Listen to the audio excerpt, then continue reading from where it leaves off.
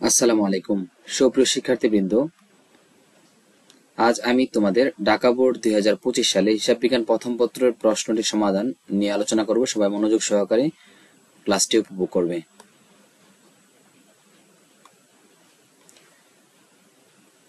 প্রথম প্রশ্নটি, কোন পদ্ধতিতে সম্পদের ভগ্নাবশেষ মূল্য আয়ুষ্কালের শেষ বছরে বিবেচনা করা হয়? আমরা জানি যে অবচয় নির্ধারণের ক্ষেত্রে ক্রমহ্রাসমান জের পদ্ধতিতে ভগ্নাবশেষ মূল্য বিবেচনা করা হয় না, তবে শেষ বছরে যদি আয়ুষ্কাল যদি ওই সম্পদের শেষ বছরে আমরা অবচয় বের করতে যাই, তখন ভগ্নাবশেষ মূল্য বিবেচনা করতে হয়। সেটা হচ্ছে ক্রমহ্রাসমান জের পদ্ধতিতে। 2 এবং 3 একটি সৃজনশীল প্রশ্ন, যে নিচের উদ্দীপকটি পড়ো এবং 2 ও 3 নং প্রশ্নের উত্তর দাও। রাসেল ট্রেডার্স 2024 সালের 5 মার্চ তারিখে 4-10 শর্তে 40,000 টাকা মূল্যের পণ্য 25% বাট্টায় ক্রয় করেন। তাহলে এই 40,000 টাকার 25% যে বাট্টা করা হয়েছে, বাট্টা টাকাটা আমাদেরকে প্রথমে বাদ দিয়ে দিতে হবে, যেহেতু এটা হচ্ছে কারবারি বাট্টা। তো রাসেল ট্রেডার্স এর বিক্রেতাকে 15 মার্চ তারিখে কত টাকা প্রদান করবে? তাহলে লেনদেনটা আসলে কত টাকার? এই 40,000 টাকার 25% হচ্ছে 10,000 টাকা কমে সেখানে লেনদেন কিন্তু আমাদের 30,000 টাকার। 30,000 টাকার এখানে বলা ছিল যে 5 মার্চ তারিখে 4-10 10 দিনের মধ্যে টাকা দিলে 4% ডিসকাউন্ট পাওয়া যাবে। তাহলে 5 মার্চ থেকে 15 মার্চের মধ্যে ডিফারেন্স কয় দিন? এখান থেকে এখানে ডিফারেন্স হচ্ছে 10 দিন। 10 দিন যদি হয় তাহলে লেনদেন ছিল আমাদের 30,000 টাকা। এই 30,000 টাকার 30,000-এর 4% হচ্ছে 1200 টাকা। 1200 টাকা যদি কমে যায় তাহলে হবে 28,800 টাকা প্রদান করতে হবে। 28,800 টাকা প্রদান করতে হবে। উত্তর হচ্ছে খ। 3 নম্বর প্রশ্ন বলা হচ্ছে রাসেল ট্রেডার্স এর বিক্রেতাকে 4 এপ্রিল তারিখে কত টাকা প্রদান করতে হবে? 4 এপ্রিল তারিখে দিলে কিন্তু ফুল টাকা দিতে হবে, ফুল 30,000 টাকা দিতে হবে। 30,000 টাকা আসছে কোথা থেকে? আমি আবারও বলছি, এই 40,000 টাকার 25% ডিসকাউন্ট বাদ দিলে 30,000 টাকা হচ্ছে আমাদের লেনদেন। এই লেনদেন ডিসকাউন্টের ভিতরে আসার কারণে আমার এখানে 4% টাকা কম দিতে হবে। আর যদি ডিসকাউন্টের পরে এপ্রিল মার্চ পার হয়ে যদি এপ্রিলে চলে যায়, অর্থাৎ 10 দিন পার হয়ে যায়, তখন কিন্তু ফুল টাকা দিতে হবে। ঠিক আছে? তারপর হচ্ছে আমাদের 4 নম্বর প্রশ্ন, সম্পদের অপচয় ধার্যের অত্যাবশ্যকীয় বিবেচ্য বিষয় হচ্ছে সম্পদের মোট মূল্য প্রয়োজন হয়, আনুমানিক আয়ুষ্কাল প্রয়োজন হয়, ভগ্নাবশেষ মূল্য সেটি কিন্তু প্রয়োজন হয়। তাহলে আমাদের কিন্তু উত্তর হচ্ছে 1, 2 এবং 3। 5 নম্বর প্রশ্নে জাহান ট্রেডার্স 1 জুলাই 2024 তারিখে অফিসে ব্যবহারের জন্য 25% ভ্যাট সহ 69,000 টাকার আসবাবপত্র ক্রয় করে। এখানে কিন্তু অফিসে ব্যবহারের জন্য বলা আছে। অফিসে ব্যবহারের জন্য যদি হয় তাহলে সেটা কিন্তু সম্পদ হিসেবে আসবে। আর সম্পদ হিসেবে আসলে কিন্তু ভ্যাট আমরা আলাদা করব না, ভ্যাটটা একসাথে রাখবো। যেহেতু ভ্যাট সহ বলা আছে, তার মানে এই 69,000 টাকার মধ্যে ভ্যাট রয়েছে, তখন ভ্যাট আমরা আলাদা করব না। তাহলে আসবাবপত্র আমাদের 69,000 টাকা, আর এটা আনতে খরচ গেছে আমাদের 1,000 টাকা। তাহলে মোট হচ্ছে কত? 70,000 টাকা। তাহলে আসবাবপত্র হিসেবে আমরা 70,000 টাকা লিপিবদ্ধ করব। এখান থেকে ভ্যাট আমরা আলাদা করব না, কারণ এটা সম্পদ হিসেবে আনা হয়েছে। ভ্যাট আলাদা করতাম যদি এটা পণ্য হিসেবে আনা হতো। ঠিক আছে? তারপর হচ্ছে আমাদের একটি সৃজনশীল প্রশ্ন রয়েছে, যে পিঙ্কি ট্রেডার্স এর আংশিক রেওয়া মিল নিচে দেওয়া হচ্ছে। একটা হচ্ছে প্রাপ্য হিসাব 61,000 টাকা, তারপর হচ্ছে কুরিন 2,000 টাকা, আর কুরিন সঞ্চিত হচ্ছে 3,500 টাকা। সমন্বয়ে বলা হয়েছে প্রাপ্য হিসাবের 1,000 টাকা আদায়যোগ্য নয়, কুরিন সঞ্চিতি 500 টাকা 5,000 টাকায় উন্নীত করতে বলা হয়েছে, টাকায় উন্নীত করতে। 6 নম্বর বলছে বিশদায় বিবরণীতে কুরিন খরচ কত টাকা ধার্য করতে হবে? কুরিন খরচ, তাহলে আমরা আগে খেয়াল রাখতে হবে যে আমাদের পুরাতন কুরিন কত আছে। পুরাতন কুরিন হচ্ছে আমাদের এই 2,000 টাকা। তারপর আমরা যোগ করব নতুন কুরিন কত? নতুন কুরিন হচ্ছে আমাদের 1,000 টাকা। তারপর নতুন কুরিন সঞ্চিতি কত? আগে সঞ্চিতি ছিল 3,500, এখন বৃদ্ধি পেয়ে 5,000 টাকা। তাহলে বাড়বে কত টাকা? নতুন কুরিন সঞ্চিতি হচ্ছে 1,500 টাকা, যেটা বাড়বে। ঠিক আছে? তারপর মাইনাস করবো পুরাতন কুরিন সঞ্চিতি হচ্ছে আমাদের 3,500 টাকায় মাইনাস করে দিব। তাহলে আমাদের পেয়ে যাব অনাদি পাওনা খরচের পরিমাণটা। তাহলে 4,000 এখান থেকে যদি মাইনাস করে দিই তাহলে বের হয় কিন্তু আমাদের এখানে 1,000 টাকা বের হয়। 1,000 টাকা না, আমি মনে হয় লেনদেনে কোথাও ভুল করেছি, একটু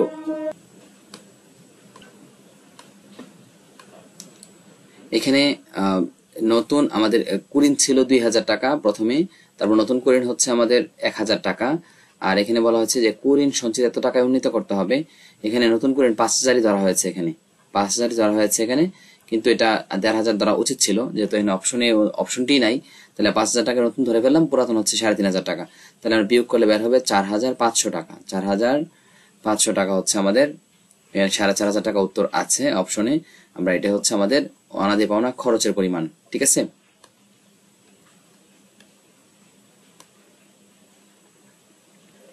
তারপর আমরা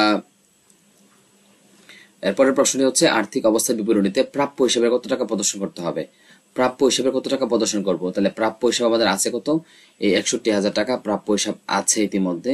এখানে মাইনাস করবো কি, আমরা কয়টা মাইনাস করব, নতুন কুরিনও বাদ দেওয়া হয়, নতুন কুরিন সঞ্চিত কিন্তু বাদ দেওয়া হয়, ঠিক আছে। তাহলে আমাদের এই অঙ্ক অনুযায়ী 1000 বাদ দিব, আমরা 5000 বাদ দিব, দুইটা যদি বাদ দিই তাহলে কিন্তু পেয়ে যাবো এখানে 55,000 টাকা, ঠিক আছে। এই 55,000 টাকা হচ্ছে আমাদের এখানে ক উত্তর। তারপর আমরা পরের প্রশ্নে 8 নম্বর বলা হয়েছে যে বাকিতে পণ্য ক্রয় করা হলে কি হয়।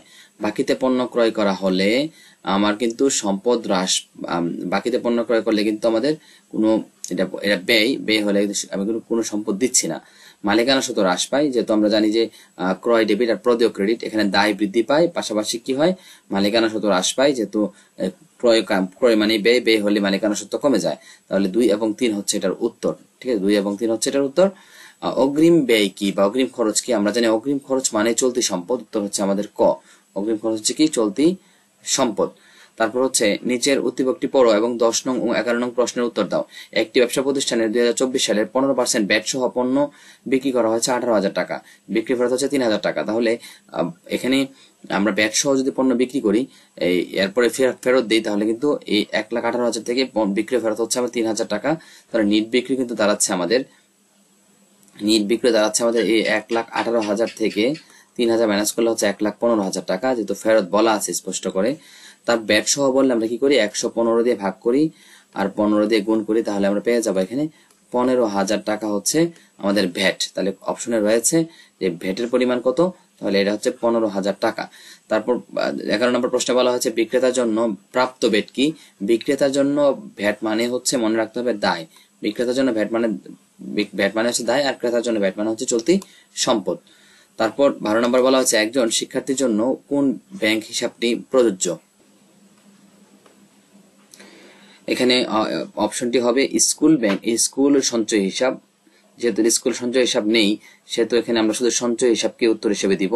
এখানে মাসিক সঞ্চয় হিসাবকে দিব না, কারণ মাসিক সঞ্চয় হিসাব তো মাসে মাসে যারা বেতন পায় তাদের জন্য এটা, বাট একটা শিক্ষার্থীর জন্য শুধু সঞ্চয় হিসাব বা স্কুল সঞ্চয় হিসাব হচ্ছে এটার উত্তর, ঠিক আছে। এরপর হচ্ছে 13 নম্বরে বিক্রিত পণ্যের ব্যয় নির্ণয়ের সূত্র কোনটি। আমরা জানি যে বিক্রয়যোগ্য পণ্যের ব্যয় থেকে সমাপনী মজুত পণ্য বাদ দিলেও বিক্রিত পণ্যের ব্যয় বের হয়, বিক্রয় থেকে মোট লাভ বাদ দিলেও কিন্তু বিক্রিত পণ্যের ব্যয় বের হয়।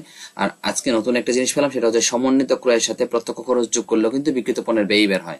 কারণ সমন্বিত ক্রয় এবং বিক্রিত পণ্যের ব্যয়ের মধ্যে শুধু একটাই পার্থক্য, সেটা যে বিক্রিত পণ্যের ব্যয়ের মধ্যে প্রত্যক্ষ খরচটা থাকে আর সমন্বিত ক্রয়ের মধ্যে প্রত্যক্ষ খরচটা থাকে না। তাই সমন্বিত ক্রয়ের সাথে যদি প্রত্যক্ষ খরচ যোগ করে দিই, তাহলে আমরা বিক্রিত পণ্যের ব্যয় পেয়ে যাবো। তাহলে উত্তর হচ্ছে 1, 2 এবং 3। তারপর হচ্ছে আমাদের 14 নম্বরে রেওয়া মিল প্রস্তুতের উদ্দেশ্য। রেওয়া মিলে গাণিতিক শুদ্ধতা যাচাই করা যায়, হ্যাঁ এটা ঠিক আছে। এরপর হচ্ছে হিসাবের সময় সংক্ষিপ্ত করা। হিসাবের সময় সংক্ষিপ্ত করে এটা ঠিক কথা, কিন্তু ফলাফল নির্ণয় করা যায় না। তাহলে 1 এবং 2 হচ্ছে এটার উত্তর, 1 এবং 2 হচ্ছে উত্তর। তারপর 15 নম্বর প্রশ্নে বলা হয়েছে একটি উদ্দীপক, যেখানে মোট লাভ দেওয়া আছে 2,10,000 টাকা। 23 সাল এবং 24 সাল, দুইটা সাল দেখতে পাচ্ছ তোমরা, যে এখানে মোট লাভ হচ্ছে 2,10,000 টাকা আর 24 সালে 2,60,000 টাকা। নিট লাভ হচ্ছে 31,500 টাকা। যাই হোক 2024 সালের অফিস ও প্রশাসনিক খরচ হচ্ছে 1,70,000 টাকা, অবচয় সহ বলা আছে এখানে। যাই হোক, আর বিক্রয় ও বিতরণ খরচ হচ্ছে 80,000 টাকা, বিবিধ আয় হচ্ছে 20,000 টাকা। তাহলে এখানে বলা হয়েছে 24 সালে নিট লাভের পরিমাণ কত টাকা, নিট লাভের পরিমাণ। তাহলে আমরা 24 সালে কিন্তু নিট লাভটা নিয়ে হোয়াট চিহ্ন দেওয়া আছে, একটু দেখো হোয়াট চিহ্ন। তাহলে আমরা মোট লাভ থেকে কি করব, আমরা মোট লাভ যে 2,60,000 টাকা আছে 24 সালের, শুধু 24 সাল কিন্তু বলা হয়েছে, 24 সালের যে 2,60,000 টাকা মোট লাভ আছে, মোট লাভ থেকে আমরা অফিস প্রশাসনিক খরচটা বাদ দিব, মাইনাস হচ্ছে 1,77,000 টাকা। তারপর আমরা বিক্রয় ও বন্টন খরচ বাদ দিব 80,000 টাকা। তারপর আমরা এখানে বিবিধ আয়টা কি করে দিব, যোগ করে দিব। বিবিধ আয়টা অপরিচালন আয় হিসেবে 20,000 টাকা যোগ করে দিব। যোগ যদি করে দিই তাহলে আমরা পেয়ে যাব উত্তর হচ্ছে 23,000 টাকা। 23,000 টাকা হচ্ছে আমাদের এখানে খর উত্তর। এরপর 2023 সালের পরিচালন খরচের পরিমাণ কত, পরিচালন খরচটা কত টাকা। তো আমরা এখানে দেখতে পাচ্ছি যে পরিচালন খরচ বের করার নিয়মটা কি সহজে, যে মোট লাভ থেকে পরিচালন ব্যয় বাদ দিয়ে যদি নিট লাভ বের হয় তাহলে এই পার্থক্যটার মধ্যেই রয়েছে পরিচালন খরচ, এটা ঠিক আছে। এই পরিচালন খরচটা হচ্ছে এই পার্থক্যটার মধ্যেই, তাহলে এই দুইটার পার্থক্য হচ্ছে আমাদের পরিচালন ব্যয়। তাহলে 2,10,000 থেকে যদি আমরা 31,500 বিয়োগ দিই তাহলে আমাদের বের হবে 1,78,500 টাকা, 1,78,500 টাকা। এরপর হচ্ছে 17 নম্বর প্রশ্নে বলা হয়েছে নিম্নের কোনটি হিসাব তথ্যের অভ্যন্তরীণ ব্যবহারকারী। আমরা জানি হিসাব তথ্যের অভ্যন্তরীণ ব্যবহারকারী হচ্ছে মালিক পক্ষ থেকে শুরু করে একেবারে ব্যবস্থাপক, মহাব্যবস্থাপক এরকম টাইপের, আর বাহ্যিক ব্যবহারকারী হচ্ছে ঋণদাতা, পাওনাদার, ব্যাংক, সরকার এরকম। হ্যাঁ, তাহলে যেহেতু এখানে বাহ্যিক অভ্যন্তরীণ ব্যবহারকারী বলা হয়েছে তখন এখানে ব্যবস্থাপনার ব্যবসায়ী সবচেয়ে উপরে লেভেলের ব্যবস্থাপক বা মহাব্যবস্থাপক, তারাই হচ্ছে অভ্যন্তরীণ ব্যবহারকারী। তারপর 18 নম্বর বলা হয়েছে ধারে ক্রয়কৃত পণ্য ফেরত প্রদান করা হলে হিসাব সমীকরণে কি হবে। দেখো, ধারে ক্রয় করলে আমরা যা করতাম, ধারে ক্রয়কৃত পণ্য ফেরত দিলে তা ঠিক উল্টাটা করব। ধারে ক্রয় করলে আমরা কি করি, আমরা ওনার্স ইকুইটি মানে মালিকানা সত্ত্ব মাইনাস করি এবং অ্যাকাউন্টস পেয়েবল মানে দায় কি করি, যোগ করি। অর্থাৎ আমরা মালিকানা সত্ত্ব মাইনাস করি এবং প্রদেয় হিসাব কি যোগ করি। তাই যেহেতু ফেরত দিলে কি হবে, এটা উল্টা হবে। তাহলে কি হবে, তখন দায় হ্রাস পাবে আর অনার্স ইকুইটি বৃদ্ধি পাবে। এই হচ্ছে গ নাম্বার হচ্ছে প্রশ্নটা, যেখানে ধারে ক্রয়কৃত পণ্য যখন ফেরত দিয়ে দিব তখন আমাদের দায়টা কি হয়ে যাবে, কমে যাবে, আর মালিকানা সত্ত্ব কি হয়ে যাবে, বেড়ে যাবে। ঠিক এর উল্টা কাজটা হবে, ধারে ক্রয়ে যা করতাম তার উল্টা কাজটা হবে। তারপর হচ্ছে আমাদের 19 নম্বরে সাধারণ সঞ্চিতি কোন শ্রেণীর হিসাব। সাধারণ সঞ্চিতি হচ্ছে আমরা জানি মালিকানা সত্ত্বের একটি অংশ, মালিকের টাকা এটা, তাই মালিকানা সত্ত্বের একটি অংশ। তারপর 20 নম্বরে যখন কোনো লেনদেনের ফলে হিসাব সমীকরণের সম্পদ বৃদ্ধি পায়, সম্পদ যদি বাড়ে তাহলে কি হয়, সম্পদ বাড়লে মালিকানা সত্ত্ব বৃদ্ধি পেতে পারে। খেয়াল করো, সম্পদ যদি বাড়ে তাহলে মালিকানা সত্ত্ব বৃদ্ধি পেতে পারে, সম্পদ যদি বাড়ে। তারপর হচ্ছে দায় বৃদ্ধি পেতে পারে। এটা খেয়াল করো, যদি সম্পদ যদি বাড়ে তাহলে দায় বাড়তে পারে। কেন দায় বাড়তে পারে, কারণ হচ্ছে আমি যদি বাকিতে একটা আসবাবপত্র কিনি তাহলে তো দায় বাড়বে, পাশাপাশি সম্পদ বাড়ছে। ঠিক আছে, আমি যদি সম্পদ কিনি তাহলে যেমন আসবাবপত্র কিনছি নগদ টাকা কমছে, তাহলে অন্য একটা সম্পদ কি পেতে পারে, হ্রাস পেতে পারে। কিন্তু আমি যদি কোনো সম্পদ আমার বাড়ে, সে মালিকানা সত্ত্বের সাথে কোনো সম্পর্কই না, এটার উত্তর হবে 2 এবং 3। 2 এবং 3। নেক্সট প্রশ্ন হচ্ছে নিচে কোনটি ক্রেতা তৈরি করেন, আমি এই প্রশ্নে আবারও একটু পড়ছি। এই প্রশ্নটি একটু আরেকটি কথা বাকি রয়েছে এখানে। দেখো, আমরা যদি কোনো লেনদেনের ফলে হিসাব সমীকরণে যদি সম্পদ বৃদ্ধি পায়, হিসাব সমীকরণে সম্পদ বৃদ্ধি পায় মানে এটা আসবাবপত্র হতে পারে, আবার নগদ টাকা হতে পারে। তখন মানলে এখানে তাহলে আমরা বলেছিলাম যে অন্য একটি সম্পদ হ্রাস পেতে পারে। যেমন আমি যদি নগদে কোনো আসবাবপত্র কিনি তাহলে আমার একটা সম্পদ বাড়বে আর একটা সম্পদ কি হবে, কমে যাবে। তাহলে উত্তরটি সঠিক, দায় বৃদ্ধি পেতে পারে। আমি যদি ধারে কোনো সম্পদ মানে আসবাবপত্র কিনি তাহলে কিন্তু আমার আসবাবপত্র বাড়বে, আবার প্রদেয় হিসাব কি হবে, ওইটাও বাড়বে। তাহলে এটা কিন্তু আমার সঠিক উত্তর। আর যদি আমি কোনো নগদে সেবা দান করি, নগদের সেবা দানকারী, তাহলে কিন্তু আমার নগদ টাকা বাড়ে, পাশাপাশি কিন্তু মালিকানা সত্ত্ব বাড়ে। তাহলে এটাও কিন্তু আমাদের যদি বৃদ্ধি পায় নগদ টাকা তাহলে কিন্তু মালিকানা সত্ত্ব বাড়তে পারে যদি নগদে লেনদেন মানে কোনো আয় করি। তাহলে উত্তর 3টি হবে অপশনে। হ্যাঁ, উত্তর 3টি হবে। আর 21 নম্বর বলা হচ্ছে নিচের কোনটি ক্রেতা তৈরি করেন। হ্যাঁ, নিচের কোনটি, আমরা জানি যে ক্রেতা তৈরি করেন যখন ক্রয়কৃত পণ্য উনি ফেরত পাঠান তখন উনি ডেবিট নোট তৈরি করে পণ্য ফেরত পাঠান। তাহলে গ নাম্বার হচ্ছে ক্রেতা ডেবিট নোট তৈরি করে পণ্য ফেরত পাঠান। চালান বিক্রেতা তৈরি করেন, ক্যাশ মেমো বিক্রেতা তৈরি করেন, ক্রেডিট নোট বিক্রেতা যখন বিক্রিকৃত পণ্য ফেরত পান তখন উনি তৈরি করেন। তো তিনটাই বিক্রেতা তৈরি করেন, শুধু ক্রেতা তৈরি করেন ডেবিট নোট। ঠিক আছে, এর 22 নম্বর প্রশ্ন বলা হচ্ছে নিচে কোনটি হিসাব চক্রের ঐচ্ছিক ধাপ। আমরা জানি হিসাব চক্রের ঐচ্ছিক ধাপ হচ্ছে কার্যপত্র। তারপর 23 নম্বরে হচ্ছে নিচের কোনটি হিসাবের পাকা বই হচ্ছে খতিয়ান, আমরা সবাই জানি। তারপর নেক্সট প্রশ্ন হচ্ছে ব্যাংক সমন্বয় বিবরণী কে প্রস্তুত করেন। ব্যাংক সমন্বয় বিবরণী প্রস্তুত করেন হচ্ছে আমানতকারী, আর ব্যাংক বিবরণী প্রস্তুত করেন হচ্ছে ব্যাংক কর্তৃপক্ষ। ঠিক আছে। তারপর 25 নম্বরে অফিস ব্যবহারের জন্য আসবাবপত্র যদি ক্রয় করা হয় তাহলে এটা অবশ্যই এটা আসবাবপত্র হিসেবে ডেবিট হবে। তো সেখানে যদি ক্রয় হিসেবে ডেবিট করা হয় তাহলে এটা নীতিগত ভুল হবে। ঠিক আছে, কারণ স্থায়ী সম্পদ সবসময় সম্পদের নাম চলে আসে। 26 নম্বরে উত্তোলন কার্যপত্রে কোথায় দেখানো হয়? উত্তোলনের কার্যপত্রে গড় থাকা না থাকার কারণে উত্তোলন বিপরীত মালিকানা সত্ত্ব হিসেবে সেটা সম্পদের পাশে বসানো হয়। সেটা আর্থিক অবস্থার বিবরণীর ডেবিট পাশে সম্পদের পাশে বসানো হয়, আর্থিক অবস্থার বিবরণীর ডেবিট পাশে বসানো হয়। ঠিক আছে, যেহেতু এটা মালিকানা সত্ত্ব উত্তোলনের গড় থাকে না, সেটা বিপরীত মালিকানা সত্ত্ব হিসেবে আর্থিক অবস্থার বিবরণীর ডেবিট দিকে বসে। তারপর হচ্ছে একটি উদ্দীপক দেওয়া আছে 27 এবং 28 নম্বর প্রশ্নের জন্য। সেলিম ট্রেডার্সের 1 জুলাই তারিখে 2023 তারিখে 90,000 টাকা মূল্যের একটি মেশিন ক্রয় করে। এর সংস্থাপন ব্যয় হচ্ছে 10,000 টাকা, তাহলে হচ্ছে মোট হচ্ছে 1 লাখ টাকা। অনুমান করা হয় মেশিনটি 10 বছর এটার আয়ুষ্কাল, আর ভগ্নাবশেষ মূল্য হচ্ছে 20,000 টাকা। 31 ডিসেম্বর তারিখে হিসাবকাল বন্ধ হয়। উনি কবে কিনেছেন? 31 জুলাই। সরল রৈখিক পদ্ধতিতে 2024 সালের 23 সাল বলা হয়েছিল, এখন কিন্তু 24 সাল। সো এখন কিন্তু সরল রৈখিক পদ্ধতি যেহেতু বলা হয়েছে, তাহলে আমরা মোট ক্রয় মূল্য হচ্ছে আমাদের 1 লাখ টাকা মাইনাস ভগ্নাবশেষ মূল্য হচ্ছে 20,000 টাকা, এর আয়ুষ্কাল 10 বছর, ভাগ দিলে কিন্তু পেয়ে যাবো আমরা 8,000 টাকা। ঠিক আছে, তাহলে এই 8,000 টাকা হচ্ছে আমাদের এই সরল রৈখিক পদ্ধতিতে 24 সালে। যদি 23 সাল বলতো তাহলে কিন্তু আমাদের এখানে এটাকে 10 দিয়ে ভাগ দিয়ে আমরা 6 দিয়ে গুণ দিতে আমাদের 4,000 টাকা উত্তর হতো। 24 সাল বলার কারণে ফুল বছরের অবচয় আসছে। দেখো ক্রমহ্রাসমানের পদ্ধতিতে 23 সালের অবচয়ের কথা বলা আছে এখানে। তাহলে ক্রমহ্রাসমানের পদ্ধতি 23 সালের অবচয়, তাহলে আমাদেরকে প্রথমে কি করতে হবে? ক্রমহ্রাসমানের জন্য ক্রমহ্রাসমানের রেট বাই করে নিতে হবে। তাহলে 1 ভাগ n ইন্টু 100, 1 ভাগ 10 ইন্টু 100 ইন্টু 2, অর্থাৎ এখানে হচ্ছে 20% হচ্ছে অবচয়ের হার। যেহেতু অবচয়ের হার দেওয়া নেই, আমরা আগে অবচয়ের হারটা বের করে নিলাম। কত পার্সেন্ট? 20% হচ্ছে অবচয়ের হার। এখন আমরা কি করব?